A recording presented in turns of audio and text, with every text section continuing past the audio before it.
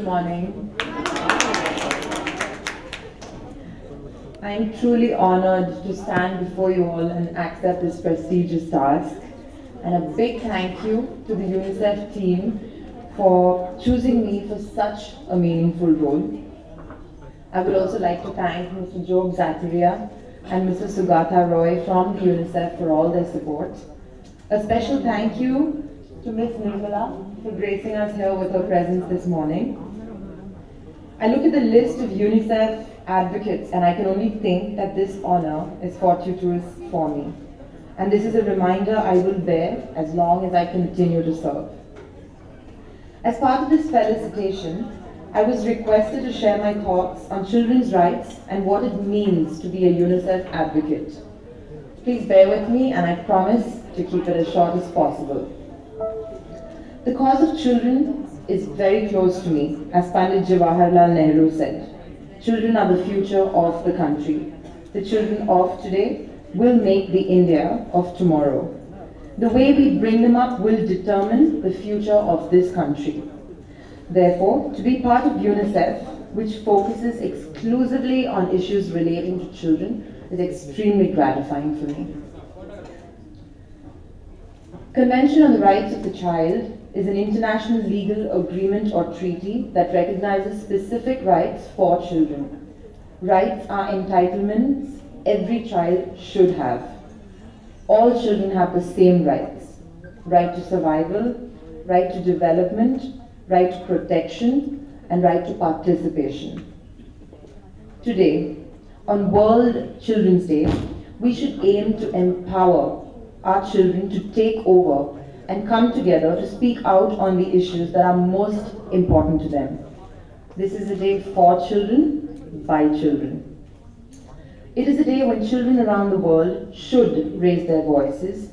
For every child under the age of 5 who dies needlessly from preventable causes, for every child who misses out on a chance to learn, for every child affected by violence and poverty, for every child who lives in conflict and crisis, for every child who is a victim of discrimination, abuse, and violence. We can be that change for every child. In recent decades, we've seen immense progress for children. The number of children dying before their 5th birthday has more than halved in the past 25 years. Hundreds of millions of children have been lifted out of poverty. More children are now in school than ever before. But despite immense progress, many children are being left behind because of their gender, race, religion, ethnic group or disability, because they live in poverty or in hard-to-reach communities, or simply because they are children. Today, 28 years since the adoption of the United Nations Convention on the Rights of the Child, 16,000 children under 5 years old still die from preventable diseases, 50 million children remain uprooted from their homes, 28 million of whom are forced to flee violent conflicts not of their making. 264 million children and adolescents still do not and will not attend school. 300 million wake up breathing toxic air, and millions still suffer from violence. We still have a long way to go. We should keep walking till we achieve goals set for our children. But it should be done before it's too long. Failing to do so will hit us all severely. None of us can afford to neglect our children. Our future and the present stands with them. As a UNICEF supporter and advocate, I would like to create more awareness on health, education, nutrition and protection of children, especially the adolescents and the youth in Tamil Nadu and Kerala. I would support the efforts of the Tamil Nadu state government to make the state malnutrition-free and open defecation-free. I would lend my support in the efforts to reduce anemia, child marriage, child labor, and to promote education.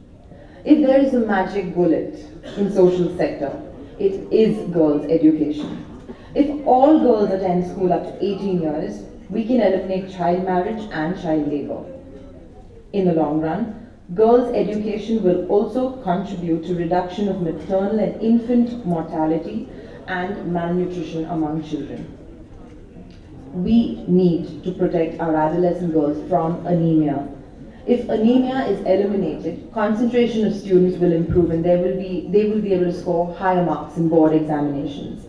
For this, we need to promote the intake of iron-rich foods and consumption of weekly iron tablets, which are given free in our schools. We also need to protect our children from increasing violence and abuse against them. This life has been blessed and given me so much. It is my turn to be a blessing and give back. I promise to do my best as UNICEF celebrity supporter and advocate and support them through all their interventions. I would like to conclude with a quote from Mother Teresa. I can do things you cannot. You can do things I cannot. But together we can do great things. Thank you all so much. Those children cannot be touched. Not only beating. A verbal abuse is not permitted even from the young age. 40 countries it's banned. But it's not banned in India. I mean, of course, if grievous injury, a parent is giving grievous injury to a child, then you can book under some sections of the Indian Penal Code, but there is no specific act.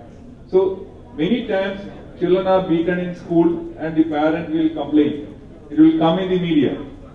Same reason, that same parent will beat the child at home because she thinks it is for the welfare of the child. But no parent or no adult or nobody has any right to touch on children. Wow, super.